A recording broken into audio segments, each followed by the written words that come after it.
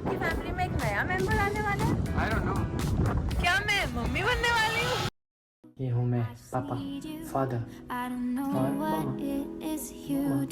Hello everyone, मेरी सानवी सानू आ गई, हमारी सानू। हेलो एवरीवन, स्वागत है आपका फ्लाइंग अब्रॉड में। मेरा नाम है शिल्पा, मैं जर्मनी में रहती हूँ और मैं यहाँ के बारे में बहुत सारे वीडियोस बनाती हूँ। और आज जो वीडियो का टॉपिक है वो है गिविंग बर्थ इन जर्मनी।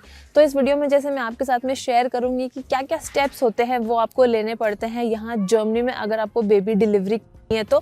और जैसे हमारा भी जो एक्सपीरियंस रहा है बेबी डिलीवरी का, उसके भी कुछ टिप्स और जो हमारा एक्सपीरियंस है वो भी मैं आपके साथ शेयर करूंगी। और जैसे आपको यहाँ पे पेरेंटल अलाउंस मिलता है और चाइल्ड केयर बेनिफिट्स मिलते हैं, तो उनके लिए भी आपको कैसे अप्लाई करना है और क्या क्या अमाउंट मिलती है, मटर्निटी बेनिफिट्स कैसे है, वो सारी की सारी डिटेल्स मैं आज आपको बताती हूँ इस वीडियो में। तो अब बात करते हैं सबसे पहले स्टेप की, जो कि है अपना गायनेकोलॉजिस्ट बुक करना। सो जर्मनी में जैसे आपको पता ही होगा कि अपॉइंटमेंट्स यहाँ पे काफ़ी ज़्यादा लंबे लंबे रहते हैं डॉक्टर्स के। तो इसलिए जैसे ही आप सोचते हो कि अब आपको अपनी फैमिली स्टार्ट करनी है, उसी टाइम पे आप अपना गायनेकोलॉजिस्ट देखना स्टार्ट कर दो। और इनफैक्ट बेस्ट तो ये है कि अगर आप नहीं भी सोच रहे हो फैमिली स्टार्ट करने का, स्टिल अगर आपके घर के आसपास में कोई अच्छी गायनेकोलॉजिस्ट है तो आप उसको बुक करके रख लो, ताकि जब भी आपको ज़रूरत पड़े तो आप उनको विजिट कर सकते हो। फिर जैसे आप चाहो तो उनको प्री प्रेगनेंसी के फेज़ में भी आप उन्हें विजिट कर सकते हो कि अपना अगर बॉडी चेकअप करवाना है कुछ, या फिर यू वांट टू डिस्कस कि आपको कुछ मल्टीविटामिन्स या कुछ भी ऐसे लेने की ज़रूरत है, जैसे फॉलिक एसिड रिकमेंड किया जाता है लेने के लिए पहले। तो अगर जैसे मैं मेरे एक्सपीरियंस की बात करूँ तो हमने भी बहुत ट्राई किया था गायनेकोलॉजिस्ट पहले बुक करने का, लेकिन हमें नहीं मिली थी। फिर साथ के साथ में जैसे जब हमने फैमिली प्लानिंग स्टार्ट की थी तो हमारा इंडिया का ट्रिप भी प्लान था, तो फिर हम इंडिया चले गए। फिर जब हम वहाँ से आए तो अगेन हमने काफ़ी अग्रेसिवली ट्राई किया, बहुत सारे कॉल्स वगैरह किए बहुत सारे गायनेकोलॉजिस्ट को, लेकिन कोई भी अपॉइंटमेंट देने के लिए रेडी नहीं हो रहा था। फिर हमने सोचा कि यार ऐसे तो काम नहीं चलेगा। तो एक दिन हमने क्या किया, हम एक जो हमें पसंद आई थी गायनेकोलॉजिस्ट, वो जो हमारे घर के पास में भी थी, हम उनके क्लिनिक चले गए और वहाँ पे उन्होंने जैसे अंदर आने दिया। फिर हमने उनसे बहुत रिक्वेस्ट की कि जैसे मेरे को 2 मंथ्स हो गए हैं प्रेगनेंसी के और आप प्लीज़ मुझे अपॉइंटमेंट दे दीजिए। तो उनको लगा होगा कि शायद कि हाँ मुझे ज़रूरत है, तो दे वर वेरी नाइस और उन्होंने एक्चुअली मुझे वहाँ पे फिर अपॉइंटमेंट दे दिया। तो मेरी वो गायनेकोलॉजिस्ट रजिस्टर हो गई थी। उसके बाद में जैसे अगर मैं बात करूँ कि गायनेकोलॉजिस्ट के विजिट कैसे रहते हैं, तो वो ऑफकोर्स जैसे आपके इंडिया में भी रहते हैं नॉर्मल, जैसे आप जाते हो तो आपको ना एक मोटर पास होता है जर्मनी में, वो बना के देते हैं, which is like a file, एक डायरी सी बन जाती है आपकी। उसी में आपकी सारी प्रेगनेंसी की डिटेल्स रहती है, जैसे आपका उस टाइम पे वेट क्या है, फिर आपके जो टेस्ट वगैरह होते हैं, urine test, blood test, ultrasound वगैरह, उन सब की भी डिटेल्स वहाँ रहती है। और जैसे अगर आप अपना कुछ अलग से एडिशनल टेस्ट वगैरह करवाना चाहते हो तो वो सब डिटेल्स वहाँ रहती है। आपकी कौन सी मेडिकेशंस चल रही है, तो वो मोटा पास जो है वो बहुत ज़रूरी है। वो आपको जिस दिन आप बेबी डिलीवर करने जाओगे उस दिन तक भी उसकी ज़रूरत रहेगी। और फिर उसके बाद में जैसे आपके जो भी अल्ट्रासाउंड्स वगैरह होते हैं वो गायनेकोलॉजिस्ट आपके कर देती है। आपके कोई भी टेस्ट वगैरह हैं आपको, जैसे मैंने यहाँ पे नोटिस किया था कि जर्मनी में ना ऐसे मेडिसिन वगैरह देने का इतना नहीं है। जैसे मैंने उनसे बोला था कि मुझे थोड़ा सा हीमोग्लोबिन कम है तो आप मेरे को आयरन के सप्लीमेंट्स दे दो, तो उन्होंने शुरू में मुझे बोला कि नहीं नहीं आपको कोई नीड नहीं है, हो जाएगा मैनेज ऐसे ही। बट देन मैं थोड़ी सी एक्स्ट्रा कॉशियस थी, तो मैंने बोला नहीं आप मुझे दे दो। तो मैंने उनसे रिक्वेस्ट करी तो उन्होंने मुझे दे दिए। फिर जैसे मुझे नौजिया बहुत रहता था तो मैं उनसे बहुत बोलती थी, पूरे प्रेगनेंसी में बहुत बोलती थी कि मुझे बहुत वॉमिटिंग होती है, आप प्लीज़ मेरे को कुछ दे दो। बट उन्होंने बोला नहीं, मतलब ह्यूमन बॉडी बनी है बच्चा बनाने के लिए और थोड़ा बहुत झेल लो, दवाई जितनी कम हो सके उतनी कम लो, ऐसे बोल के उन्होंने मुझे बिल्कुल भी मेडिसिन नहीं दी थी। क्योंकि यहाँ पे मतलब थोड़ा सा ऐसे है कि नेचुरली जितना वो आप हील कर सकते हो, जितना बेयर कर सकते हो, उसको वो लोग ज़्यादा सपोर्ट करते हैं, मेडिसिन के वो कम फेवर में रहते हैं। बट अगर आप रिक्वेस्ट करोगे कि आप बोलोगे ही कि मुझे चाहिए, जैसे मैंने आयरन का बोल दिया था कि मुझे चाहिए ही चाहिए, तो फिर वो उन्होंने मुझे दे दी थी। और यहाँ पे एक चीज़ ये भी है कि आपको अपनी गायनेकोलॉजिस्ट बहुत ही देख के और चूज़ करनी है कि आपको फिर ऐसे ना लगे लेटर ऑन कि आपको चेंज करनी है, आपको डॉक्टर जर्मनी, जैसे मान लो अगर आपको जर्मन नहीं आती अच्छे से तो यू हैव टू सी कि जो डॉक्टर आप चूज़ कर रहे हो वो इंग्लिश बोल सकती है। जैसे हमने वो बहुत हम प्रायोरिटी दी थी उस चीज़ को। तो क्योंकि ना यहाँ पे ऐसे पॉसिबल नहीं है बार बार, जैसे इंडिया में तो अपन आज इस डॉक्टर को दिखाएं कल दूसरे डॉक्टर को दिखा लो, बट जर्मनी में आप ऐसा नहीं कर सकते हो।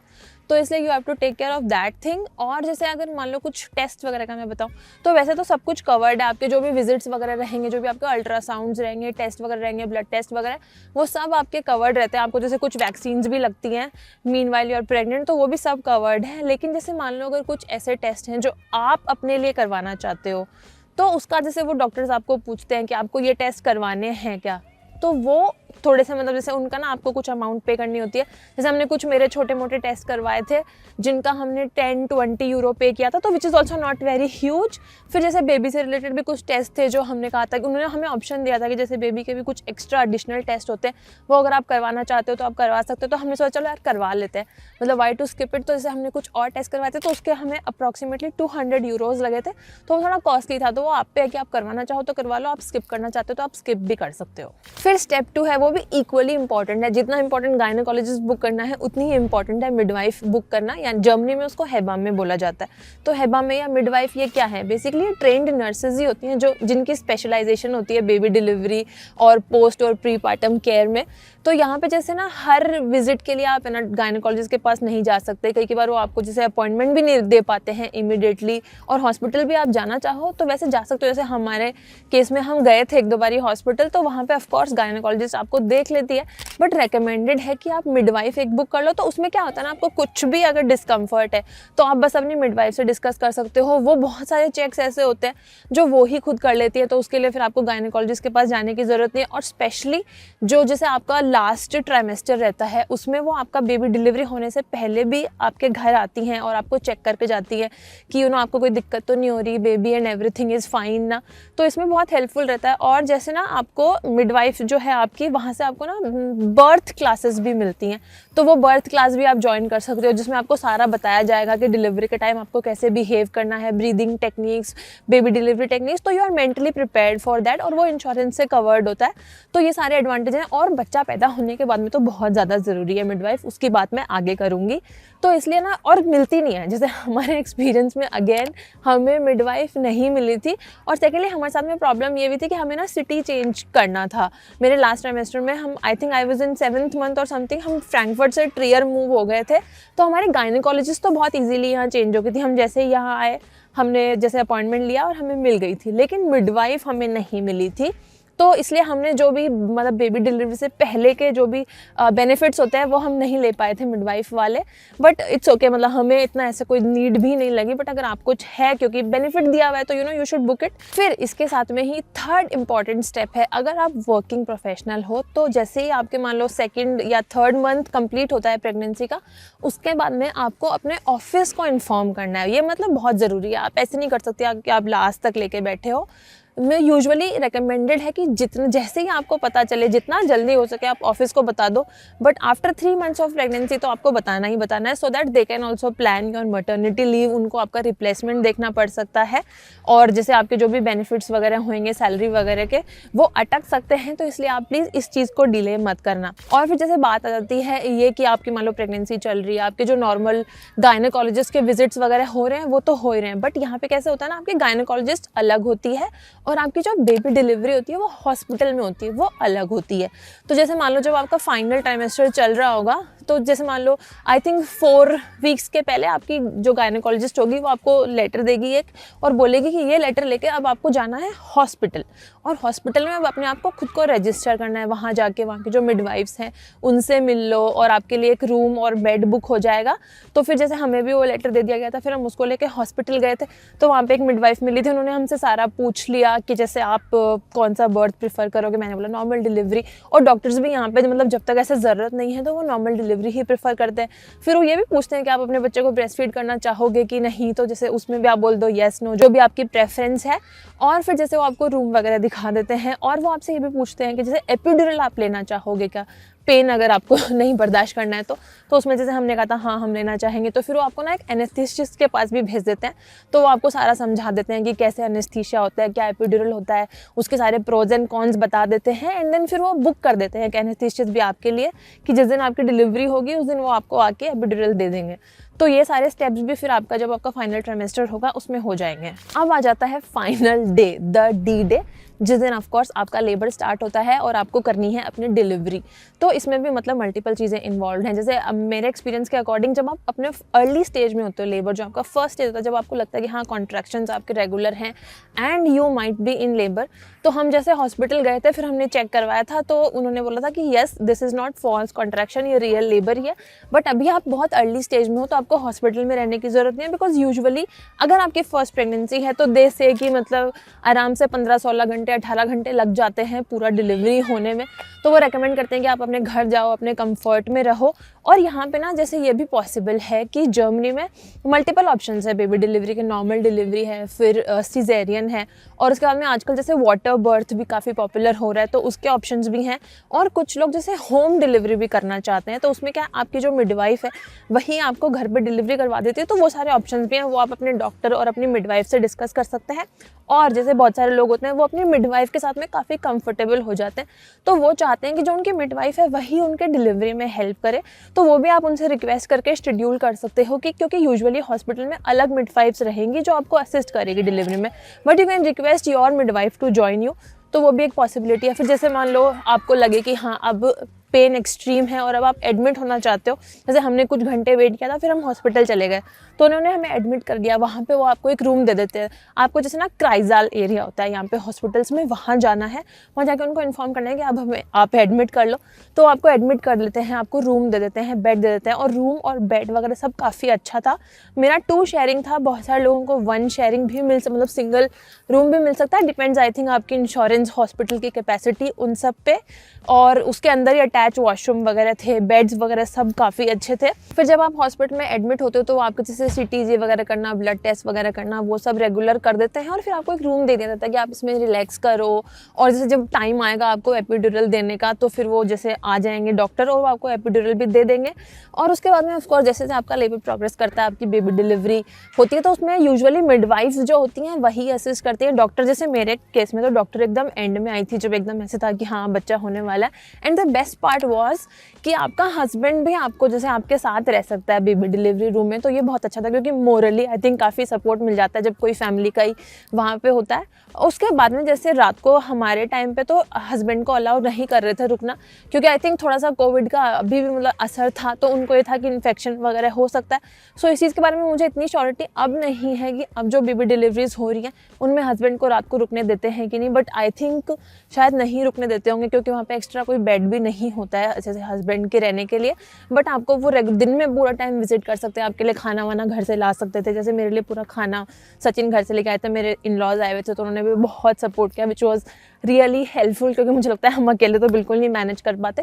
एंड ओवरऑल जैसे हमारा जो एक्सपीरियंस था वो हमारे डॉक्टर्स वगैरह के साथ में हमें तो ठीक ही लगा था। फिर नेक्स्ट स्टेप है जब आपका बच्चा पैदा हो चुका है, वो इस दुनिया में आ चुका है, बहुत ही खुशी का टाइम होता है। और उसके बाद में क्या होता है, सो बेसिकली जैसे जिस दिन आपका बेबी डिलीवर हो गया उसके बाद से दे मेक श्योर कि 48 आवर्स नॉर्मल केसेस में जैसे आपको हॉस्पिटल में रहना होता है, जिसमें वो यूजुअली बेबी के टेस्ट करते हैं, मतलब कुछ ऐसे टेस्ट होते हैं हियरिंग वगैरह के, और मुझे ढंग से याद नहीं है क्या क्या, बट जैसे वो 48 आवर्स में होने होते हैं, तो वो सारे बेबी के टेस्ट करते हैं। फिर मदर को भी ऑफकोर्स वो चेक करने आते हैं। जैसे मेरे केस में एनेस्थीसिया वाला डॉक्टर भी आया था कि मेरा एपिड्यूरल वियर ऑफ हो गया है ना, और मुझे कहीं पे ऐसे सुन वगैरह तो नहीं है, मैं चल पा रही हूँ। And then they also see कि आपको जैसे आपकी नॉर्मल जो डे टू डे एक्टिविटीज़ होती हैं, चलने फिरने में, उठने बैठने में कहीं दिक्कत तो नहीं है, आपके स्टिचेस वगैरह ढंग से हील हो रहे हैं क्या। फिर जैसे वो 1-2 दिन में टेस्ट जब सारे हो जाते हैं और उनको मेक श्योर हो जाता है कि हाँ एवरीथिंग इज़ फाइन, तो वो नॉर्मल केसेस में आपको 48 आवर्स में घर भेज देते हैं। कुछ कुछ केसेस में आई एम श्योर कि अगर ज़रूरत लगती होगी तो वो लंबा भी रख लेते होंगे, बट वो मेरा एक्सपीरियंस नहीं है। तो मेरे को जैसे 2 दिन के बाद में डिस्चार्ज दे दिया था, जिसमें मैं घर पे आ गई थी। फिर जब आप घर पे आ जाते हो तो अगेन योर हेबा में कम्स इन द पिक्चर। जैसे हॉस्पिटल में भी ऑफकोर्स नर्सेज वगैरह सब यहाँ पे ना, मतलब एक बटन अवे थी, जो आपका बेड होता है उसके पास में एक रिमोट सा रहता है, आप उस वहाँ पे एक बटन होता है, उसको आप दबाते हो। और मतलब ऐसे मेरा जो एक्सपीरियंस था, विदिन 5 मिनट्स कोई ना कोई मिडवाइफ आ जाती थी, और मुझे कुछ भी हेल्प चाहिए होती थी तो वो मुझे बता देती थी। और उस टाइम तक 2 दिन तक मतलब वही सारा कर रही थी, बेबी का डायपर चेंज, ये वो सब, मुझे इतना कुछ करना नहीं पड़ रहा था, बिकॉज ऑफकोर्स मतलब मदर की कंडीशन ही कहाँ रहती है। लेकिन फिर जब आप घर आ जाते हो उसके बाद में जैसे शुरू के 10 दिन तो आपकी जो हेबा में होती है, जो आपकी मिडवाइफ है, वो रोज़ आती है आपके घर। उसमें वो अगेन मदर की हेल्थ चेक करती है कि स्टिचेस वगैरह जो भी है सब हील हो रहे हैं ना, mother is feeling all right emotionally, physically.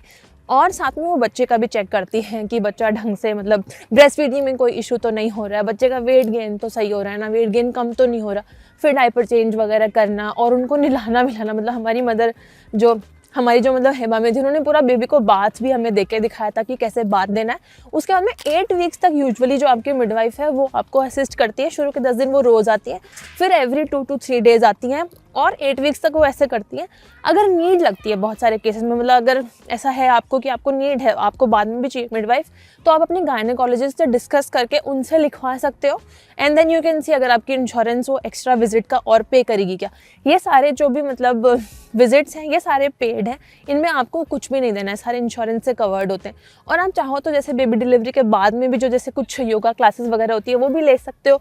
मतलब you can check with your insurance की क्या क्या कवर है। और साथ के साथ में जैसे मैंने सुना है जर्मनी में, हमने नहीं अवेल किया था, बट मैंने सुना है कि कई बार आप जैसे स्लीप एक्सपर्ट, अगर आपको बेबी को सुलाने में कोई दिक्कत हो रही है या फिर अगर आपको मेंटली ठीक नहीं लग रहा है, थेरेपी लेना चाहते हो आप, क्योंकि पोस्टपार्टम डिप्रेशन वगैरह होता है, आपके हार्मोन्स एकदम चेंज होते हैं, तो of course you can feel low, तो वो आपको हेल्प भी मिलती है। फिर कुछ केसेस में मेडिकल अगर नीड है तो आपको हाउस हेल्प भी प्रोवाइड की जाती है।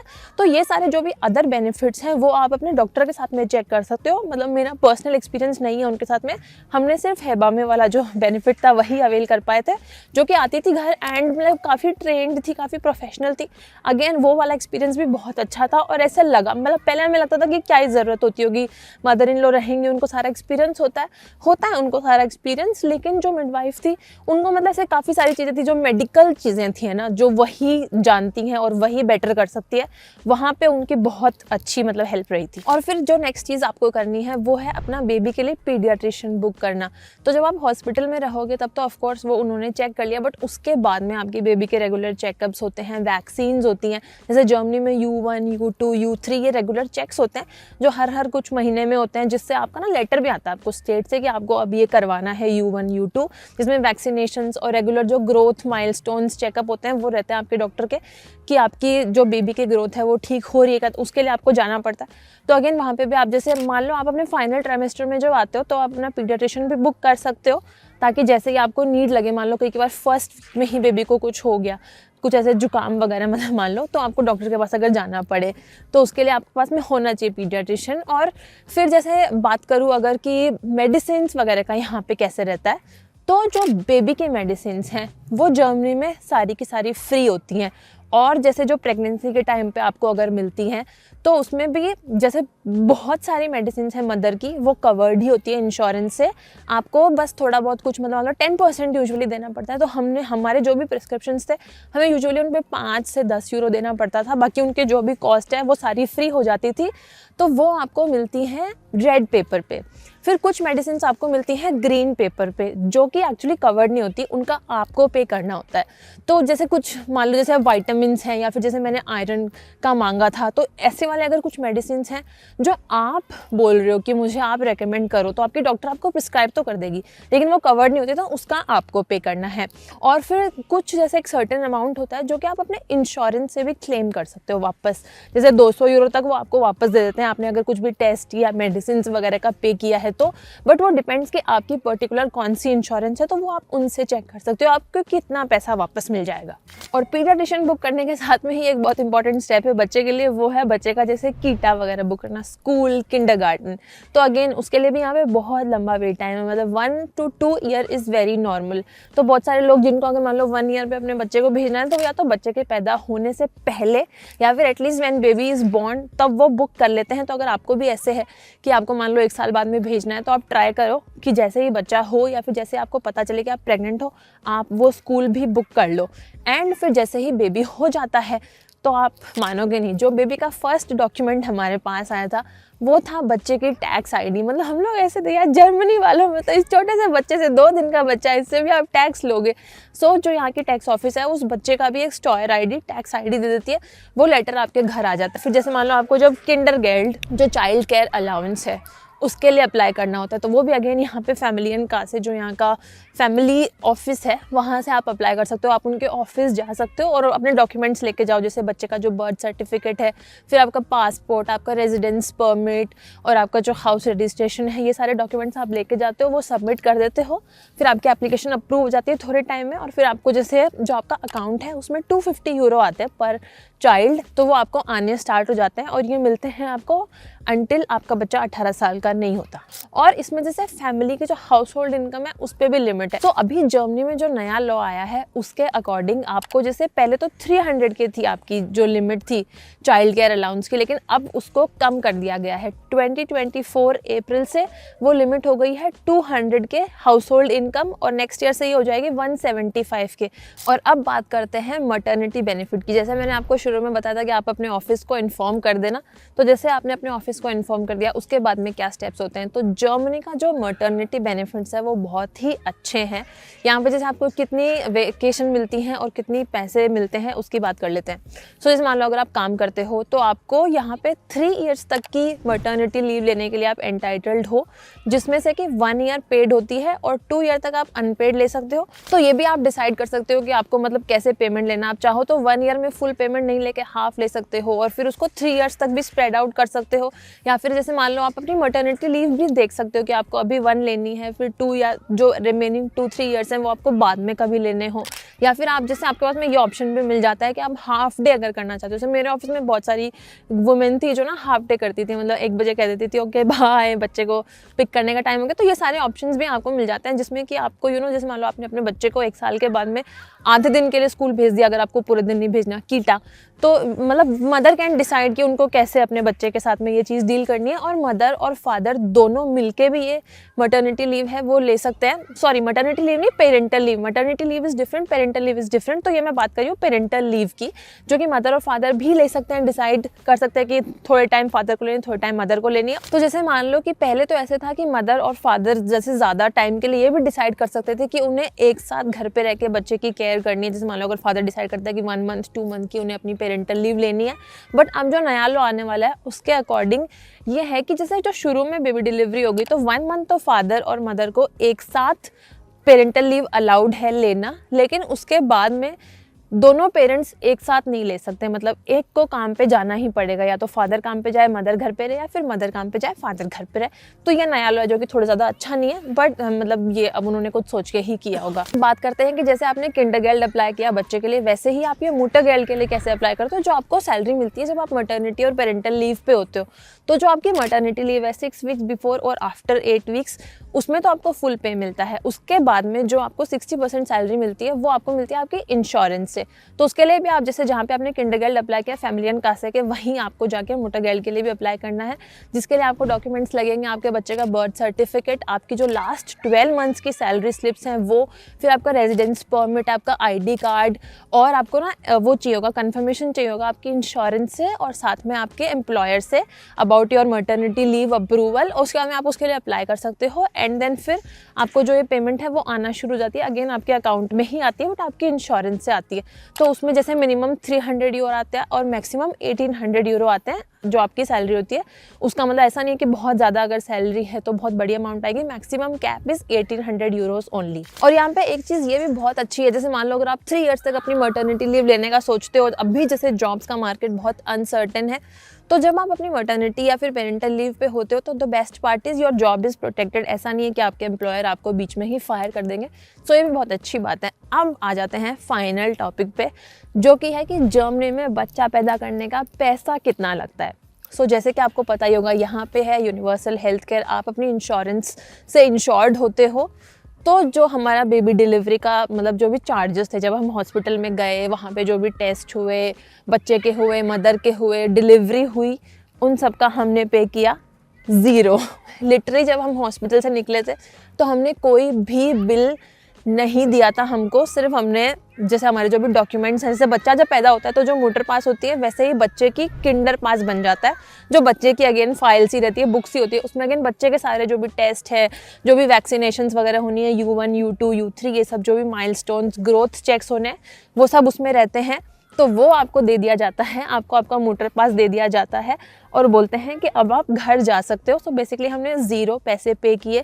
इनफैक्ट उन्होंने जैसे हमें ना शुरू का जो 1 वीक था उसके लिए मेडिसिन भी दी थी। जैसे बच्चे को विटामिन D देने के लिए बोला था, मुझे कुछ मेडिसिन वगैरह दिए थे, पेन किलर्स वगैरह दिए थे, तो उनके भी एक्चुअली उन्होंने कुछ पैसे नहीं लिए थे। उसके बाद में ऑफकोर्स आपको प्रिस्क्रिप्शन दे देते हैं कि आप ज़्यादा जाके फिर अपने पीडियाट्रिशियन से और अपने गायनेकोलॉजिस्ट से ले लेना, आपको जो भी मतलब और अगर कुछ ज़रूरत है तो। और आप जैसे आपका बच्चा हो जाता है, उसका में आप घर आ जाते हो, फिर आप अगेन अपने गायनेकोलॉजिस्ट के पास में भी जा सकते हो रेगुलर विजिट्स के लिए। वो आपको जैसे चेक करते हैं कि सब कुछ ठीक है ना, जैसे 1 मंथ हो गया तो मदर को भी वो एक बार ही चेक करती है गायनेकोलॉजिस्ट कि आपकी सारी हीलिंग वगैरह अच्छे से हो गई है क्या। और उन्होंने एक कैंसर टेस्ट भी किया था जिसमें देखने के लिए कि कुछ कैंसर के चांसेस तो नहीं है।